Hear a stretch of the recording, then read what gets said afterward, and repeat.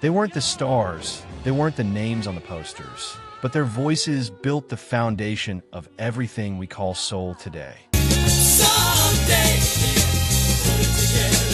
Hidden in basements, street corners, and late-night radio waves, these groups created sounds so powerful, they shaped generations.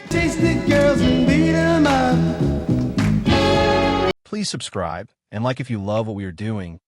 Thank you for subscribing. This is Beyond the Beat, and tonight we uncover the forgotten band's history left behind. Because the deeper you dig, the louder they get. Number 12, the Esquires. Milwaukee wasn't supposed to be a soul hotspot. But the Esquires didn't get that memo.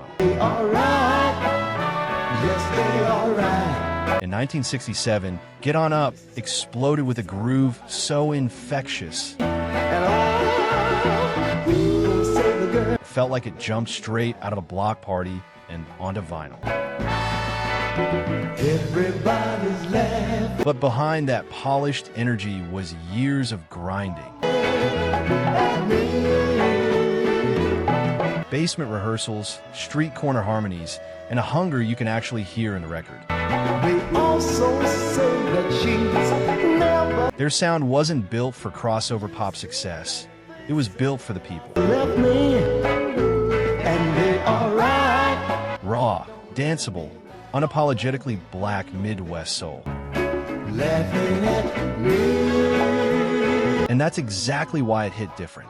The industry gave them a moment, but never the machine. Follow-ups faded from the charts, but not from the culture.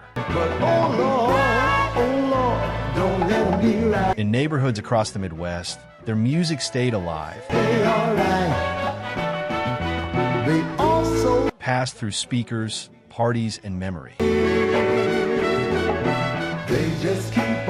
Because the Esquires didn't just make music, they created moments. And what's wild is the next group didn't even peak in America. Number 11, the Precisions. Detroit had giants. Smokey. The Temptations. Marvin. So how did the Precisions get lost in that shadow? In 1967, they dropped If This Is Love, I'd Rather Be Lonely. A heartbreak anthem so smooth, it feels like silk wrapped around pain. Vocals delicate, harmonies razor sharp. It should have been a national classic. But here's the twist. America slept on it.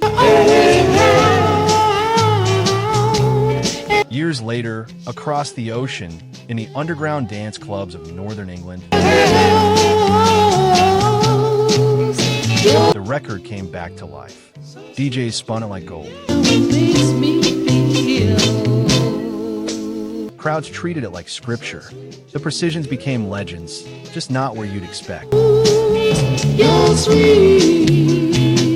That transatlantic second life turned them into one of the most sought-after names in Northern soul history.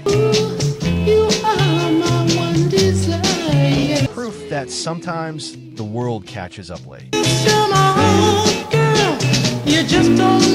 And the next group, they didn't just make music, they built legends.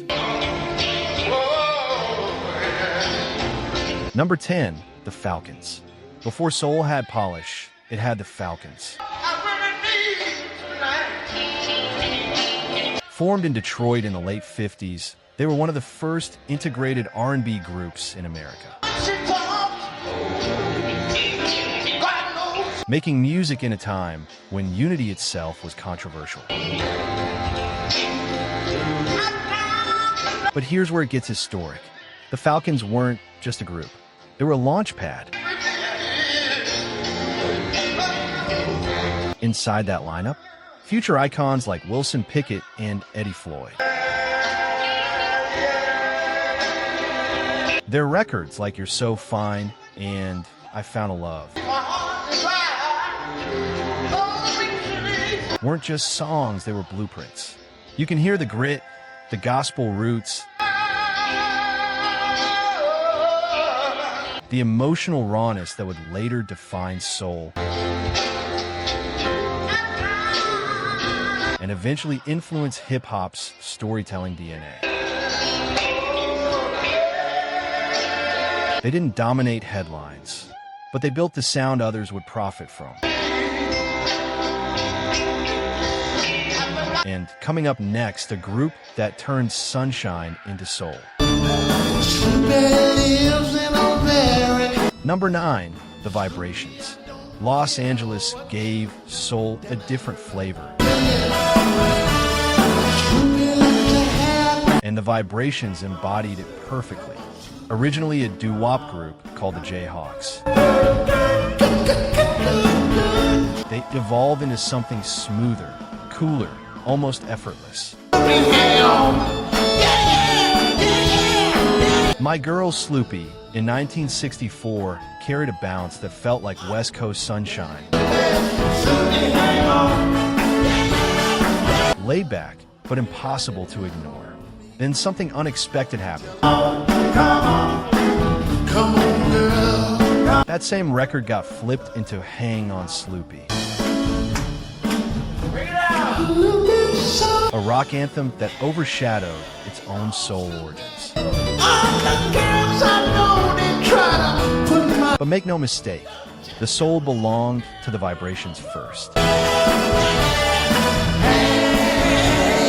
Their music proved that R&B wasn't confined to Detroit or Memphis. It was national, diverse, shape-shifting, and while they never became household names,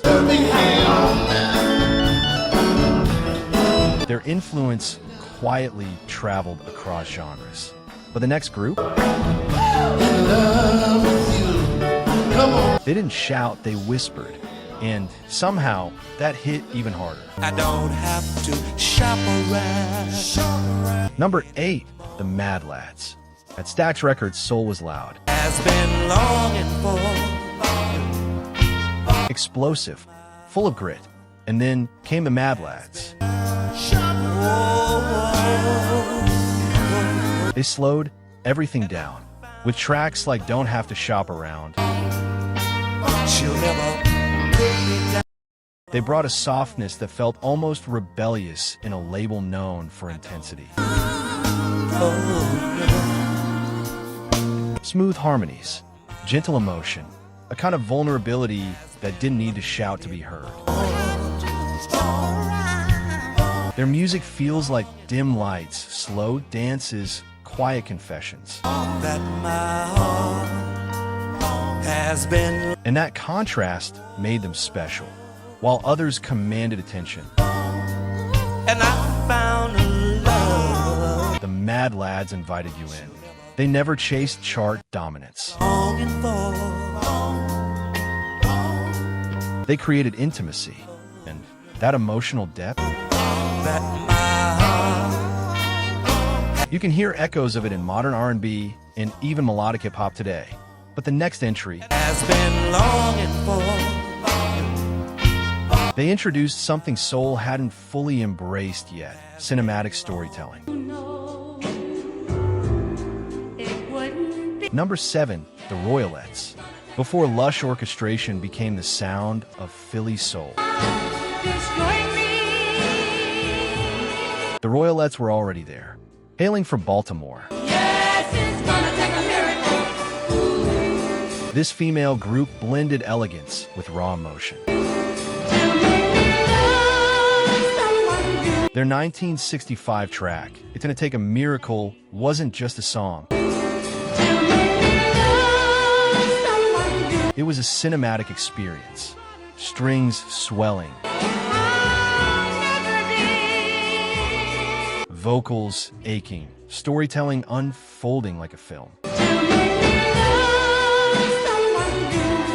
Years later, bigger names would remake the song and get the spotlight. But the Royalettes did it first. They captured something rare. The intersection of teenage dreams and adult heartbreak. And while fame didn't follow, influence did. Quietly, powerfully.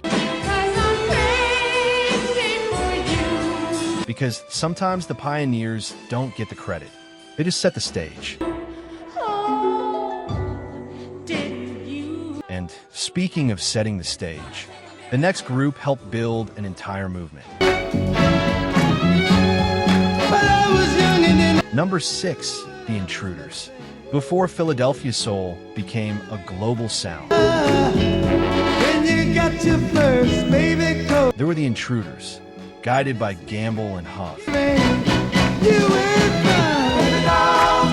They laid the emotional groundwork for what would become a musical empire. Songs like We'll Be United carried a warmth that felt personal. Like conversations turned into melodies. Their harmonies weren't flashy. They were human. You could picture it. Street corners, late nights.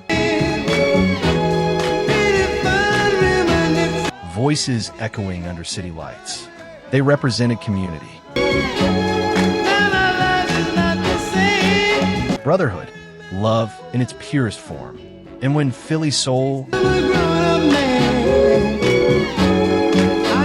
finally exploded in the 70s, it stood on the foundation they built.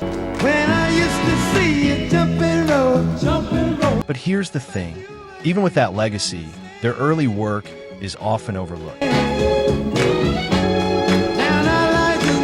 And the next group, they became legends without ever getting a full album. Number 5, the Autographs. Some artists leave behind catalogs. The Autographs left behind mysteries. This Chicago group never got the full industry push. No big album rollout. No national campaign. But in 1967, they dropped I Can Do It. And that was enough. Years later, Northern soul collectors treated that record like buried treasure. Rare, valuable, almost mythical. Their sound blended gospel fire with street-level grit. Raw vocals that felt urgent, alive. And maybe that's why they resonate so deeply today. Because scarcity creates legend. The fewer the records, the louder the impact. But the next group, they had a voice so powerful, it couldn't stay hidden forever. I guess you could say. Number 4, the Montclairs. Out of East St. Louis came a sound that felt almost too emotional to ignore. The Montclairs, led by the incredible falsetto of Phil Perry, delivered Begging Is Hard to Do in 1969. Yes, I have. Oh. A record soaked in vulnerability. Perry's voice didn't just sing, it pleaded. Every note felt like it carried weight. Pain, hope, desperation. And while the charts didn't fully embrace them, time did. Phil Perry would later find success as a solo artist. But those early Montclairs recordings, they hit different. Because they weren't polished for success. They were honest. And honesty always finds its audience. But the next group, they turned average into unforgettable. Number 3, the Masqueraders. I'm just an average guy. That's what they called it. But nothing about the Masqueraders was average. Body, you just do, and your harmonies are super solid. Coming out of Dallas, they crafted songs that lived in the space between doo-wop tradition and deep soul emotion. Their harmonies floated, their delivery burned. There was drama in their music. Tension, release, the kind of records late-night DJs would play. Good stuff. When the world slowed down and feelings got louder. They never broke through commercially. Well, they are a music act, Mel. Was this the... But among soul purists, they're royalty, because authenticity doesn't always chart. But it always lasts. And now, we're getting close. Because the next group brought polished precision and a sound that quietly influenced a legend. Number 2, the Diplomats. Washington, D.C. had soul too. And the Diplomats proved it. Their version of There's Always Something There to Remind Me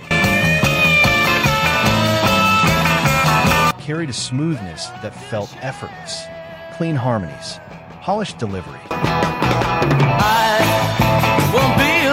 A kind of elegance that set them apart. They weren't gritty, they glided. And that style would ripple forward, especially as members later connected with Curtis Mayfield's world. Their music feels like slow dances, sharp suits, quiet confidence. And even without massive fame, their influence stretched into the next era. To get you back, I'll try. Because sometimes impact isn't loud, it's lasting. Has just begun. But nothing prepared the culture for what came next. Someday, yeah, we'll put it together. Number 1, the Five Stairsteps climax. They were young. They were family, and they were way ahead of their time. The Five Stairsteps weren't just another group. They were a movement in the making. Before Oh Child became a timeless anthem in 1970. Their 60s catalog was already building something special. Songs like You Waited Too Long carried a maturity that felt impossible for artists so young. Guided by Curtis Mayfield, they blended innocence with sophistication, joy with depth. And here's the part that changes everything. Their structure, the family dynamic, the youthful energy, the harmonies directly influenced what would later become the Jackson 5 formula. Let that sink in. One of the biggest sounds in music history traces back here. They didn't just make music, they shifted the blueprint. And even if history didn't always give them the spotlight, their legacy is everywhere. From Milwaukee basements to Philly street corners, these groups remind us that soul wasn't just music. It was community, it was struggle, it was truth recorded in real time. And maybe the real question is, how many more legends are still hidden in the cracks of history? Which of these groups surprised you the most? Ooh, child, things will be brighter. And who did we miss that deserves a spotlight? Drop in the comments. Because on Beyond the Beat, we don't just revisit history. We uncover what it tried to forget. Please subscribe and like if you love what we are doing. Thank you for subscribing.